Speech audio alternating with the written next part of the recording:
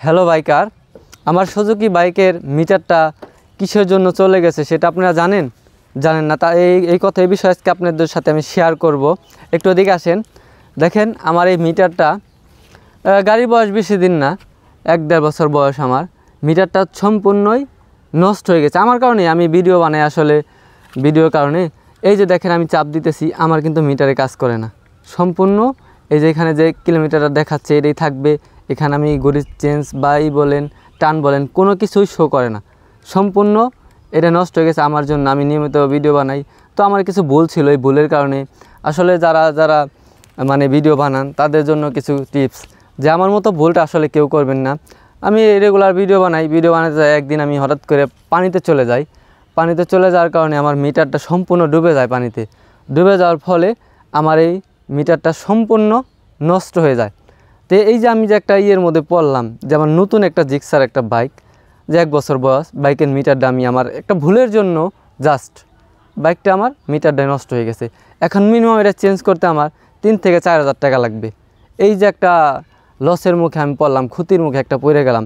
তো যারাই আছেন ড্রাইভাররা, যারাই ভিডিও বানান বাইক নিয়ে, তাদের জন্য বলতেছি তারা একটু সেফলি ভিডিও বানাবেন, যাতে বাইকের মিটার ডায়াল একটা মেন প্রধান একটা জিনিস, এটা যদি নষ্ট হয়ে যায় তাহলে তো আর হয় না।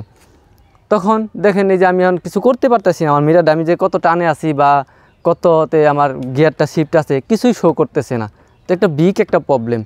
তো যারাই আছেন বাইকার তাদের উদ্দেশ্যেই বলতেছি যে বাইকটার প্রতি একটু যত্ন নেবেন, আমার মতো ভুলটা আর কেউ করবেন না, এটা প্রত্যেকের কাছে আশা থাকবে। আর বিশেষ করে যারা আমার ভিডিওগুলো দেখেন বা ভিডিওগুলো চ্যানেল সাবস্ক্রাইব করছেন, প্রত্যেকের অসংখ্য ধন্যবাদ। প্রত্যেকটা মানুষ আমার জন্য দোয়া করবেন, আমি যাতে ভালো ভিডিও আপনাদের দিতে পারি।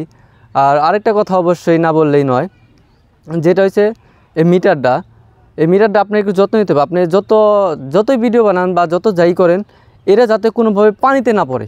যদি পানিতে পড়ে, অনেক সময় দেখা গেছে পানিতে পড়ে যায়, সেক্ষেত্রে যদি অনেক সময় পানিতে পড়ে যেতে পারে, বা ভিতরে অনেক সময় ধোয়ার সময় কিন্তু অনেক সময় পানি যেতে পারে ভিতরে, সেক্ষেত্রে আপনি দ্রুত এটা ওয়াশ করার ব্যবস্থা করবেন। আমি যদি ওয়াশটা করতাম, আমার গাড়িটা যখন আমি পানিতে ফেলে দিলাম বা পড়ে গেছি দুর্ঘটনাভাবে, সেক্ষেত্রে আমি যদি বাইকটা দ্রুত ওয়াশ করাইতাম, তাহলে আমার মিটারটা সম্পূর্ণ ভালো হয়ে যেত। কিন্তু আমি ওটা করতে পারি নাই, ব্যর্থ হয়েছি। এই কারণে আমার মিটারটা পুরো নতুন করে চেঞ্জ করতে হবে, না হলে এটা সম্ভব না ভালো করার জন্য। তো এগুলাই প্রত্যেকটা মানুষের জন্য বলতেছি, যারাই জিক্সার লাভার আছেন বা অন্য বাইক আছে, R15 বলেন, KTM বলেন, প্রত্যেকটা বাইকের মিটার ম্যাক্সিমাম এরকমই থাকে, প্রত্যেকটার কোয়ালিটি এরকম সেমি। তো প্রত্যেকে একটু বাইকের প্রতি কেয়ারিং নেবেন, যত্ন নেবেন। প্রত্যেকটা পুরুষের একটা শখের একটা